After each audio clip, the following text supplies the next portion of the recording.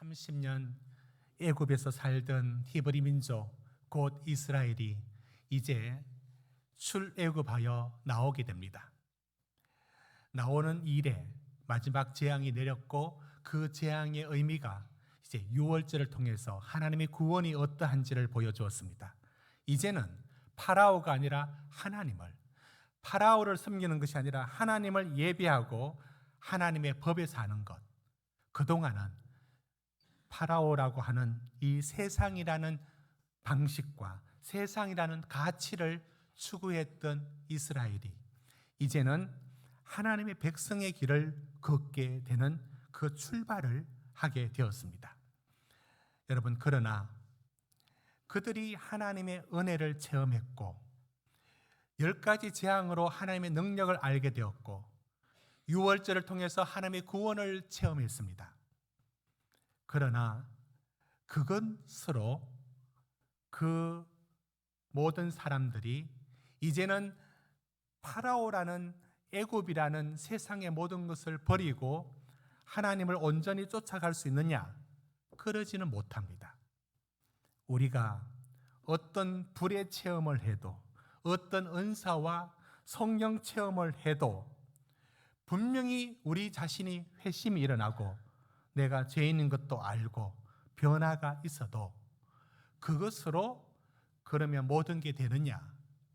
그것만으로 우리는 하나님의 백성과 자녀의 삶을 살 수 있느냐? 그렇지는 못합니다.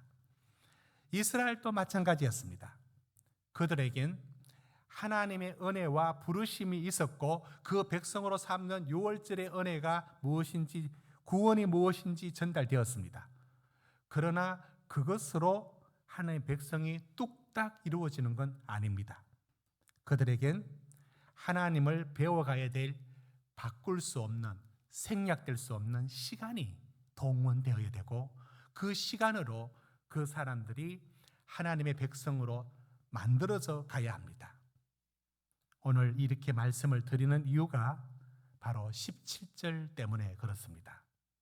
하나님은 왜 하나님의 백성을 블레셋 사람의 땅의 길이 아니라 홍해의 광야의 길로 인도하실까? 그것에 대한 답을 찾아야 하기 때문에 그렇습니다. 여러분, 우리 17절 18절을 함께 같이 읽어보도록 합시다. 시작. 바로가 백성을 보낸 후에 블레셋 사람의 땅의 길은 가까울지라도 하나님이 그들을 그 길로 인도하지 아니하셨으니 이는 하나님이 말씀하시기를 이 백성이 전쟁을 하게 되면 마음을 돌이켜 애굽으로 돌아갈까 하셨습니다. 그러므로 하나님이 홍해의 광야길로 돌려 백성을 인도하시매 이스라엘 자손이 애굽 땅에서 대의를 지어 나올 때에 하나님은 하나님의 백성을 어디로 인도하느냐면 누구나 쉽게 갈 수 있는 블레셋 사람의 길이라고 하는 그 지중 해변의 길로 난 무역로이기도 하고 그 길이 있었습니다. 근데 그 길로 가면은 여러분 17절 보십시오. 가깝다 했습니다. 가까우면 가장 좋은 거 아닙니까? 가장 빨리 가야 되지 않습니까? 가장 좋은 길이고 가장 편한 길입니다. 그런데 그 길로 인도하지 아니하시고 18절에 보면 홍해의 광야길로 그 다음에 돌려 그러니까 일부러 빙 돌려서 인도하셨다 이렇게 말합니다. 여러분, 이 길이 어떤 길이냐면 지도로 보면 선명해집니다. 지도 한번 보실까요? 지도에 보시면 이집트 쪽 그 북쪽에 고센이라는 곳에 이스라엘이 살았지 않습니까? 애굽의 노예로 말입니다. 그곳에서 이제 출애굽을 할 때 나오는 길은 지금 그 붉은색 화살표가 가리키는 바로 그쪽 끝이 지금 전쟁이 일어난 가자 지구가 있는 바로 그 팔레스타인 쪽 아닙니까? 그러니까 가나안 가는 길은 저 해변길, 곧 블레셋 저곳에 이 블레셋 사람들이 저 바다를 건너와서 저기 정착하면서 저것이 이제 블레셋 땅, 블레셋 사람들이 거주했는데요. 그 땅이 있습니다. 그 길로 쭉 가면 열흘 남짓, 길면 보름 남짓이면 갈 수 있는 길이 저 길입니다. 저 길로 쭉 가면 됩니다. 그런데 그 길로 가지 않고 파란색 화살표가 있는 것처럼 홍해가 있는 쪽으로 내려옵니다. 그리고 홍해를 건너고 그 다음에 그 홍해 길 따라서 지금의 그 스웨즈 운하 쪽에 있는 쪽 바로 그 길, 광야길을 따라 오도록 말합니다. 이들이 어떻게 코스를 갔느냐, 다음 지도 한번 보시면 저 그림을 확대해서 본 겁니다. 이제 그 붉은색으로 가면 블레셋 사람의 길, 그 해변길로 쭉 가면 되는데 홍해 광야길로 내려오죠. 내려와서도 빙글빙글 돌죠. 그리고는 저기 오른쪽 위에 그 강이 이제 갈릴리에서 내려오는 요단강 아닙니까? 요단강 동쪽에서 서쪽으로 넘어가는 이런 코스로 들어가게 됩니다. 됐습니다. 여러분, 우리가 다 알고 있고 보고 있는 것처럼 마땅히 가장 좋은 길은 블레셋 사람의 길입니다. 이 길이 가장 성공적이고 가장 형통하고 가장 편안하고 상식적이고 누구나 기대하는 길입니다.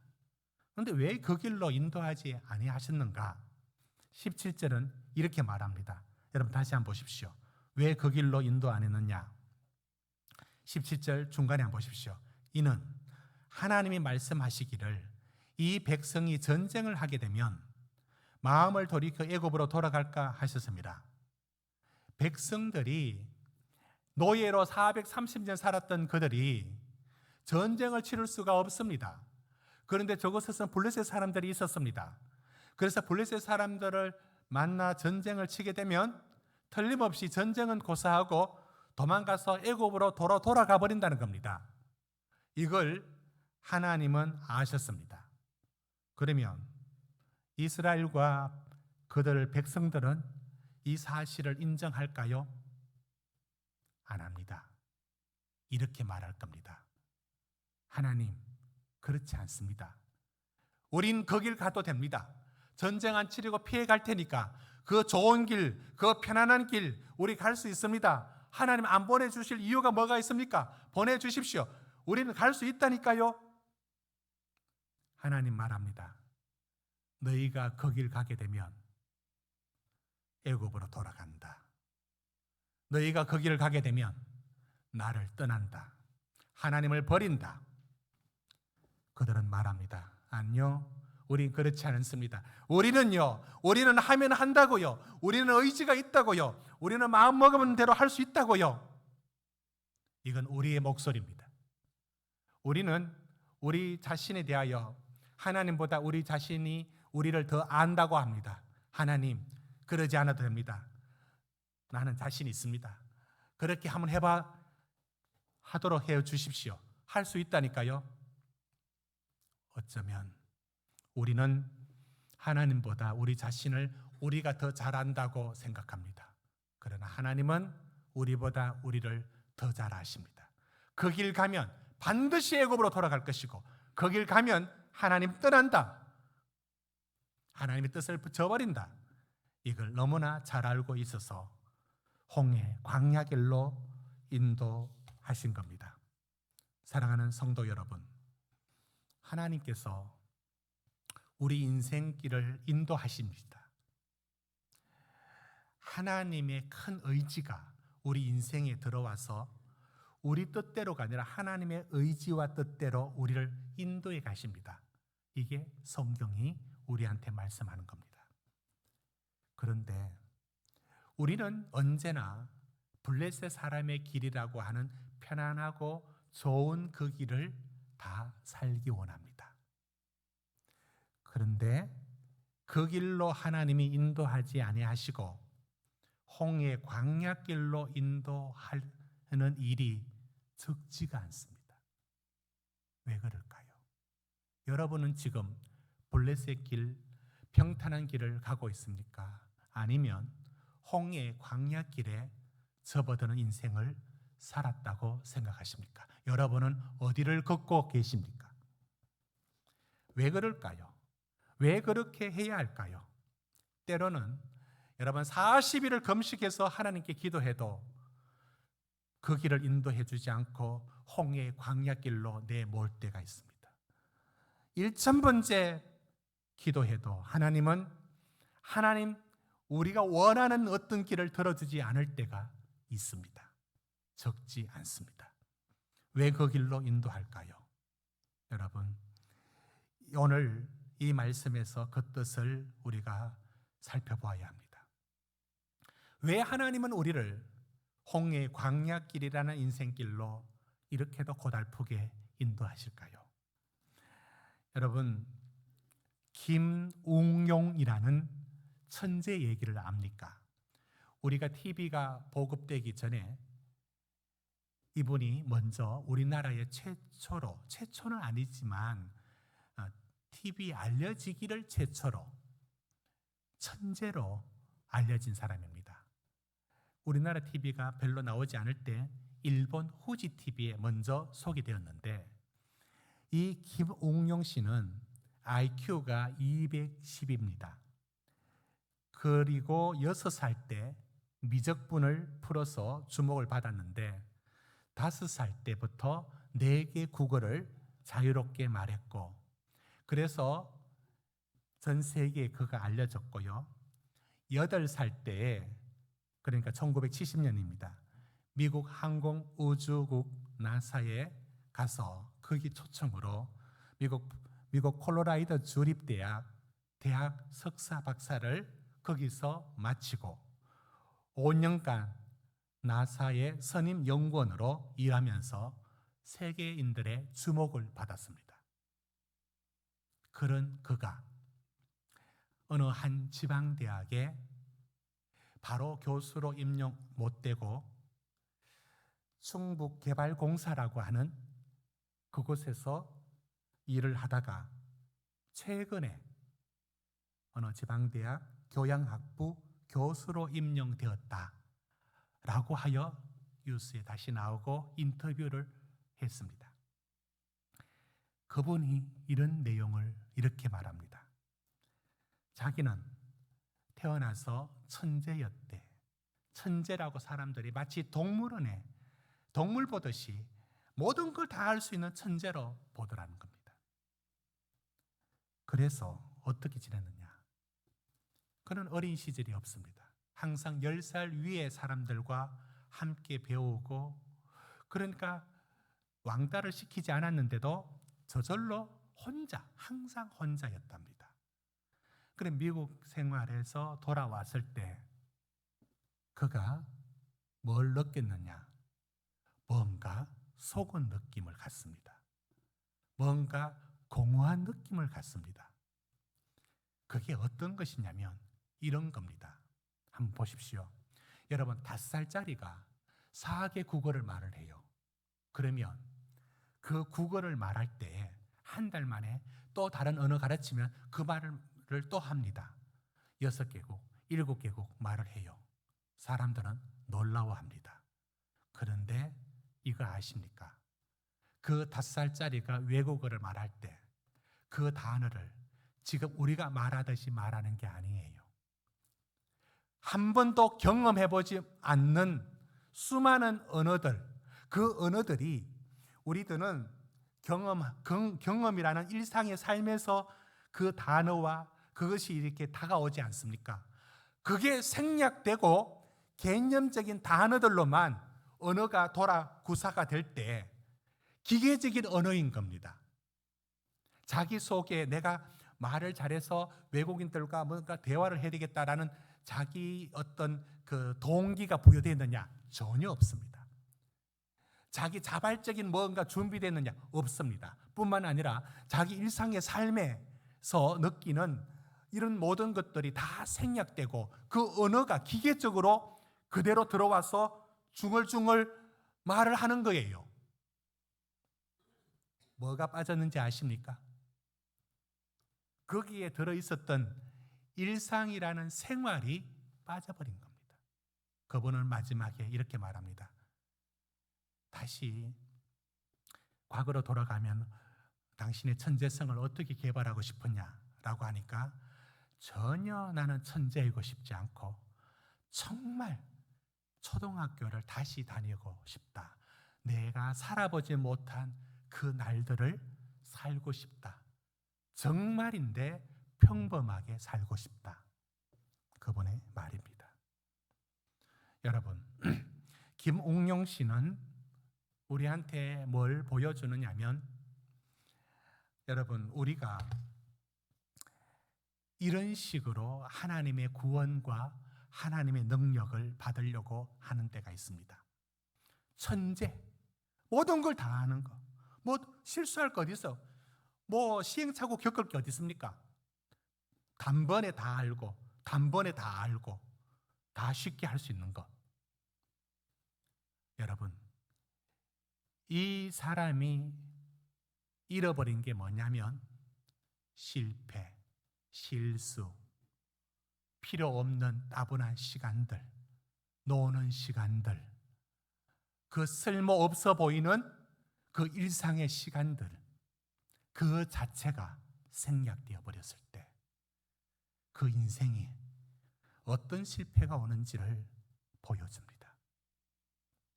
하나님은 우리를 하나님의 백성으로 만들어 갑니다. 우리는 성령 충만, 은사 받고 불체험하고 하나님의 은혜를 알면은 확 바뀌어서 단번에 하나님의 사람이 된 줄 압니다. 그렇지 않습니다. 하나님의 구원은 단번에 이루어지는 하나님의 구원의 은혜라는 게 반드시 있어야 합니다. 그러나 그 구원을 이루어가는 구원을 우리에게 남겨두고 있습니다. 이루어가는 구원의 과정이 생략되면 우리는 하나님 백성이 온전히 될 수가 없습니다. 우리는 하나님 앞에 시간이라는, 건너뛸 수 없는 시간이라는 것을 사용하여 하나님이 우리를 만들어 갑니다. 여러분, 왜 블레셋 길이 아니고 열흘 남짓 가나안으로 직행하면 끝날 문제를 왜 38년 또는 40년이라는 이 홍해 광야길로 보냈느냐? 하나님은 그 시간과 그 따분하고 그 필요 없어 보이는 이 광야 같은 시간들을 사용하여 하나님의 사람, 하나님의 백성으로 빚어간 것입니다. 저는 대학교 학부에 들어가서 기숙사 생활을 하면서 참 머리 좋은 친구들을 우연히 같이 생활하게 되었습니다. 저보다 나이가 어린데 공부를 잘한다 할까, 머리가 좋다 할까. 예를 들면 어떤 과제가 주어지면 저는 도서관에 일단 그 책을 찾아야 됩니다. 또 그 책을 정확히 못 찾으면 엉뚱한 책 읽다가 시간 낭비하다가 또 다른 책을 또 찾아야 합니다. 그리고 정리해야 됩니다. 그리고 정리하고 레포트를 내려면 이래저래 밀리고 하면은 거의 밤에 잠을 제대로 못 자고 저녁 늦게까지 읽고 정리하고 타이핑을 쳐서 그렇게 제출을 해야 합니다. 그런데 기숙사에 같이 생활하고 있는 한 그 친구는 타고난 머리가 있었어요. 아무것도 안 해. 늘 놀아. 그건 언제 하느냐? 기숙사 그날 제출해야 되는 그날 아침에 일어나요. 그리고는 책을 읽었는지 안 읽었는지 이 타이핑을 400타, 500타를 칩니다. 치는 소리가 우두둑, 우두둑 해서 이 타이핑을 이렇게 칩니다. 그리고는 어김없이 레포트를 완성해서 딱 제출합니다. 제가 그걸 보면서 참 세상 불공평하다. 누구는 종일 잠 못 자고 읽고 정리하고 이러고 했어야 겨우 하는데 저 친구는 뭘 저렇게 해내느냐. 그래도 성적은 별 차이 없어. 이런 마음이 들었습니다. 그때는 몰랐지만 그냥 지금 한번 위로 삼아 이런 생각을 해봅니다. 필요 없을 것 같은 이 책을 읽어야 되는데 잘못 읽어서 저 책을 읽고 이거네 하면서 수없는 시행착오와 시간의 투자와 읽고 정리하고 이런 시간들이 필요가 없었을까? 여러분, 이 어쩌면 낭비 같았던 이런 시간들이 결국엔 저를 만들어가고 있는지 없는지 그 실력들을 만들어가는 어떤 역할을 한 건 분명합니다. 그것이 생략되었을 때 어떠할까? 한번 생각해 봤습니다. 사랑하는 성도 여러분, 하나님께서 우리를 만들어 가십니다. 우리를 빚어 가십니다. 그런데 우리는 이걸 받아들이지 않습니다. 하나님, 만들기 뭘 만듭니까? 하나님 너에게 좋은 거 주신다. 하나님 좋은 거, 뭘 좋은 거 주십니까? 됐습니다. 나는 그냥 블레셋 해안길, 그냥 편안한 길이 좋아요. 나는 그 길로 살면 좋겠습니다. 하나님 그 길 가도록 도와주세요. 이게 우리가 언제나 하나님께 요구하는 바입니다. 하나님은 이런 우리의 요구를 안 들어주십니다. 그래서 정말 가기 힘든 홍해 광야길로 인도해 가십니다. 그 길을 왜 그 길로 인도하는지를 우리는 모릅니다. 설명해 주실까요? 하나님 설명도 안 해주시는 것 같아요. 왜? 못 알아들으니까. 여러분, 요셉의 인생을 아시죠? 요셉을 성경에서는 형통했다라고 말하는데 한번 읽어볼까요? 창세기 39장 2절 3절 보십시오. 성경에는 요셉이 형통했다라고 말합니다. 우리 2절 3절 같이 읽습니다. 시작. 요셉과 함께 하심으로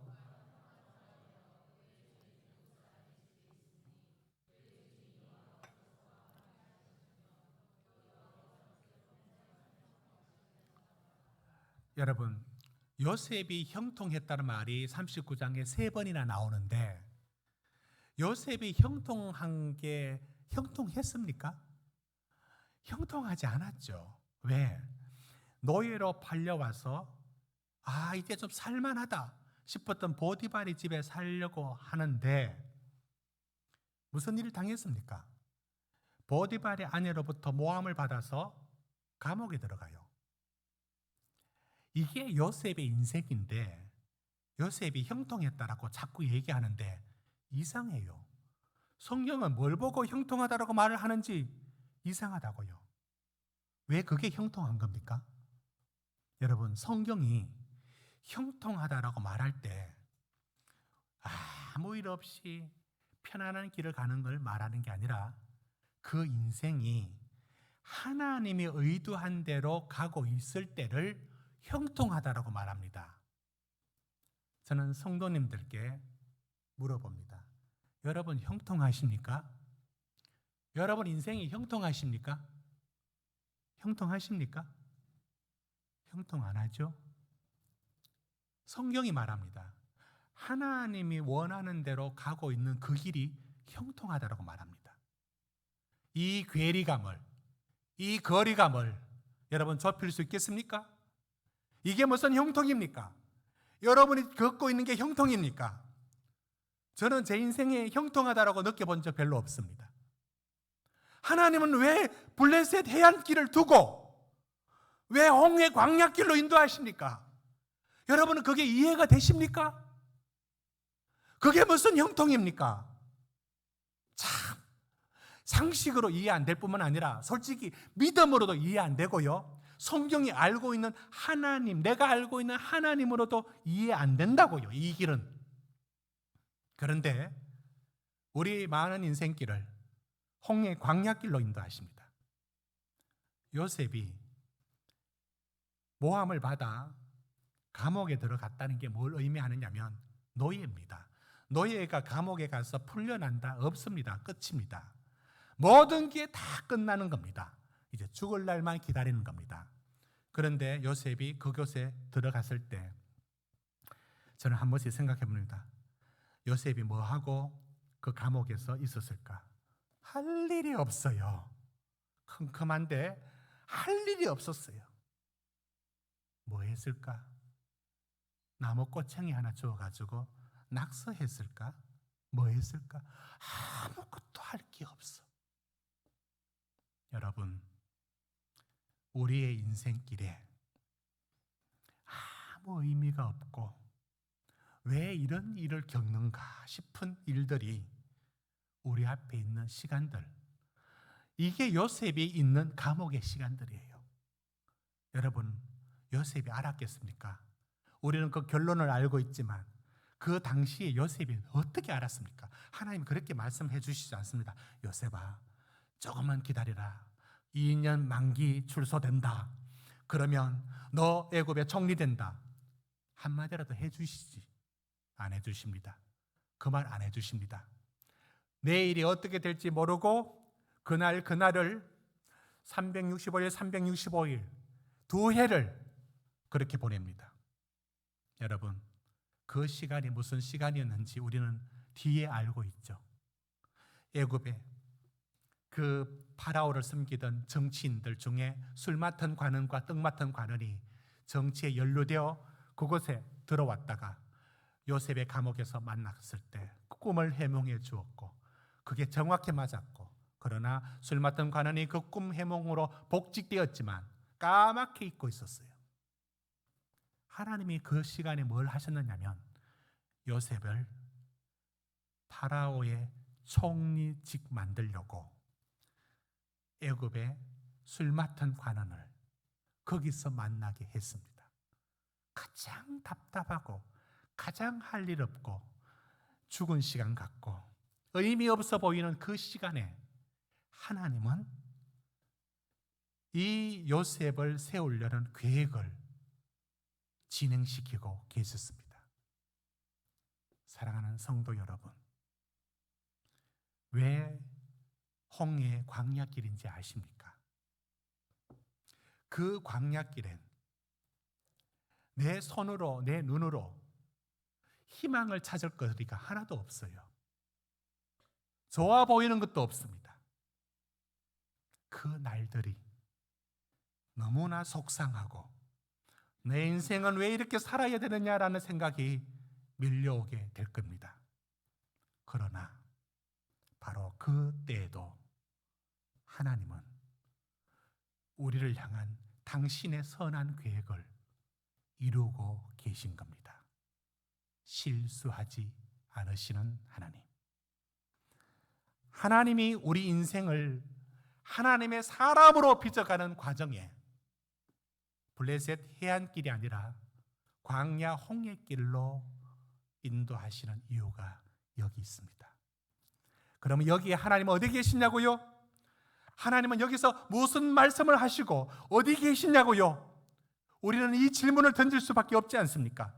하나님은 어디 계십니까? 하나님은 어디 계시냐고요? 그것은 신명기에서 이렇게 말씀합니다. 일단 신명기가 이렇게 말씀했습니다. 왜 광야길을 허락했는가? 신명기 8장 2절 3절을 띄워주십시오. 여러분, 우리 같이 한번 읽어볼까요? 왜 그 길로 인도하셨는가? 시작. 내 하나님 여호와께서 이 40년 동안에 내게 광야의 길을 걷게 하신 것을 기억하라. 이는 너를 낮추시며 너를 시험하사 내 마음이 어떠한지 그 명령을 지키는지 지키지 않는지를 알려 하심이라.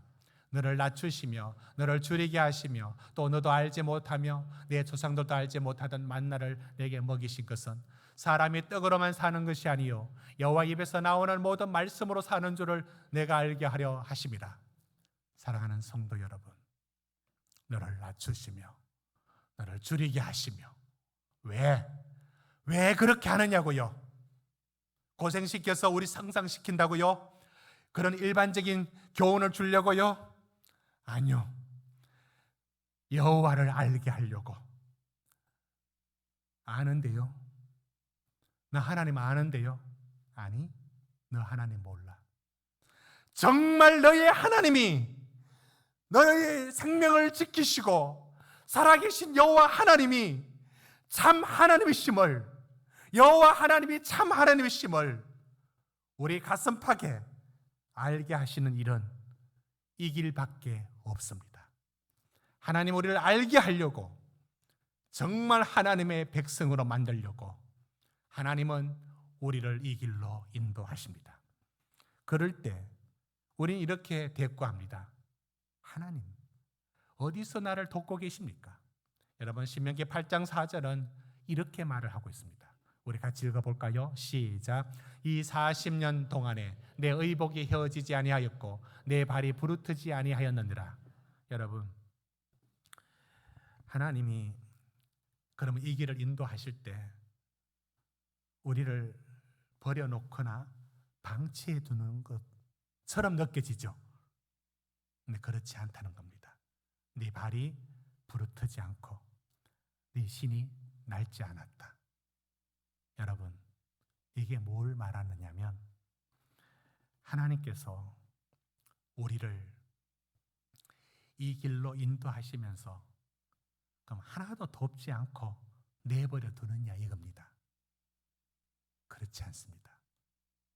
하나님은 이 광야의 길을 가는 중에도 메추라기와 만나를 그들은 40년 동안 먹고 삽니다.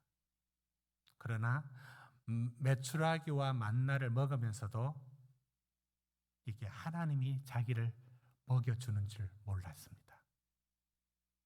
여러분, 이게 하나님이 오늘도 우리에게 행하고 계신 일들입니다. 하나님은 이 길을 걷고 있는 중에서도 우리를 붙들고 계십니다. 우리의 손을 잡고 계시고요. 우리의 만나와 메추라기를 우리의 삶에 공급하여 주십니다. 버리지 않습니다.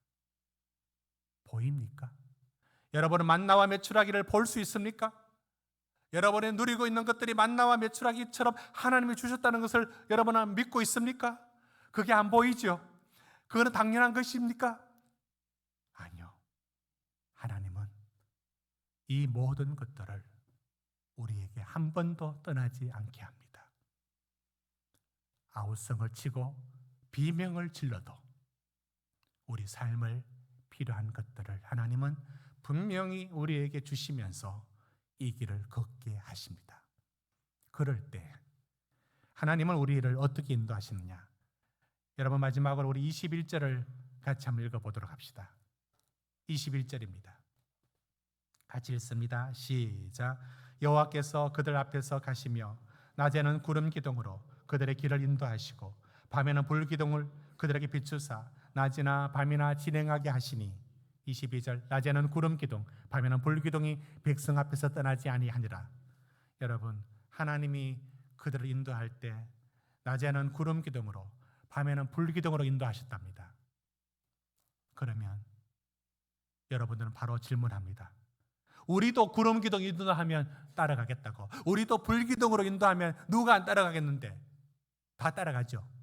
눈에 보이는 불 기둥을 왜 안 쫓아갑니까? 눈에 보이는 구름 기둥이 왜 안 쫓아갑니까? 우리 눈에는 없잖아요. 우리 눈에는 구름 기둥도 없고 불 기둥도 없잖아요. 여러분, 이렇게 생각해서는 안 됩니다. 그들이 구름 기둥, 불 기둥을 보고 그들이 하나님 우리 인도하시네. 구름 가네 따라가고 불 기둥 가네 쫓아가고. 여러분, 그렇게 생각하시죠? 그러나 실제 삶은 그렇지 않습니다. 구름은 가는데 지금 떠날 처지가 안 돼요. 집에 가족들 누구 중에 아이를 낳았어요. 또 무슨 일이 있어요. 지금은 가면 안 되는데 구름이 가고 있어요. 그러면 가야 되는 거예요. 여러분, 따라갈 수 있겠습니까? 불기둥이 보여요. 불기둥이 이제는 가야 되는데, 이제 가야 뭔가 살 것 같은데 안 가고 계속 있어요. 여러분, 그 불기둥을 쫓아가고 싶을 마음이 생깁니까? 민수기 9장에 나오는 것처럼 구름기둥, 불기둥은 그들이 원하는 대로 쭉쭉 가는 게 아니라 정말 가고 싶을 때는 정작 못 가고 하나님의 리듬대로 구름기둥, 불기둥이 갈 때 그들은 맞춰가야 했습니다. 그들은 단 한 번도 기분 좋게 구름기둥, 불기둥 쫓아간 게 아닙니다. 불기둥, 구름기둥 쫓아갔다. 여러분, 그럼 오늘날에는 구름기둥, 불기둥이 없다고요? 구름기둥, 불기둥보다 더 선명한 길을 우리에게 말씀하셨어요. 하나님이 말씀 안 한 것처럼 내가 너와 함께 할 것이다. 두려워하지 마라. 나는 너희 하나님이 된다. 아무것도 염려하지 말고 오직 기도와 간구로 너희 구할 것을 감사함으로 하나님께 아뢰라. 수없는 살아있는 하나님의 말씀을 주셨다고요. 우린 읽었고 받았고 이해했습니다. 그런데 못 들은 것처럼 살고 있습니다. 그게 나를 향한 하나님의 말씀으로 못 듣고 있습니다. 그들에게 구름기둥, 불기둥이 인도했던 것처럼 하나님은 오늘도 분명히 우리 각자에게 말씀합니다. 말씀 분명히 하십니다. 여러분의 삶에 하나님이 하나님의 말씀으로 분명히 말씀을 하십니다. 그게 구름기둥이고 그게 불기둥인데 여러분은 불기둥, 구름기둥을 붙들고 계십니까? 하나님은 오늘도 홍해의 광야의 그 길을 인도하십니다. 그러나 그 길의 끝은 반드시 19절 한번 보십시오. 요셉이 이스라엘 자손을 단단히 맹세하여서 하나님이 반드시 너희를 찾아오시리니 반드시 여러분 하나님은 반드시 가나안으로 그들을 인도하십니다. 그와 같이 하나님은 반드시 우리 삶을 인도하십니다. 여러분의 인생길을 여러분의 자유의지와 뜻에만 맡기지 않고 강력한 하나님의 의지가 우리 인생에 들어와서 우리가 원하는 그 길이 아닌 하나님이 당신이 뜻하는 그 길로 우리를 이끌어 가십니다. 이 길이 결국의 승리의 길이고 우리 주님이 그 길을 보장하며 그 길은 우리가 버려진 시간이 아니라 하나님이 더 큰 복을 주시는 은혜의 시간들인 것을 지금 보이지 않아도 믿음으로 이 길을 걸을 수 있기를 주의 이름으로 축원합니다. 우리 같이 한번 기도하겠습니다. 우리 같이 기도하고 찬송가 우리 방송실에 620장 찾아주십시오. 620장 우리 같이 기도하겠습니다. 사랑하는 성도 여러분, 왜 하나님은 그 지중해 해안길 블레셋 사람의 무역로를 보내지 않을까요? 왜 그럴까요? 그렇게도 위험하고 광대하고 불뱀과 정갈이 있고 물이 없는 간소한 땅인 그 광야의 길 왜 보낼까요? 그 시간들을 사용하여 하나님 우리를 만들어 가십니다. 우리는 이런 말을 들어도 소망을 안 가집니다.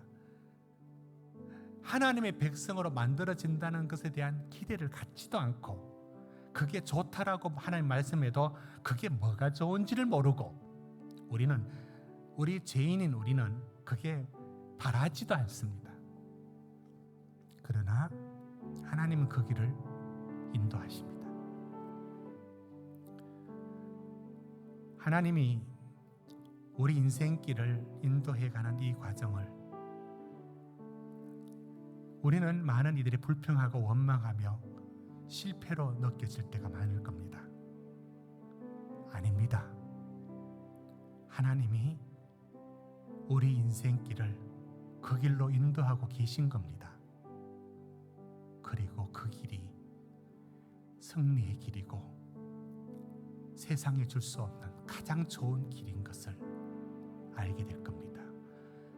믿음으로 포기해달라고 우리 다 같이 기도하시겠습니다.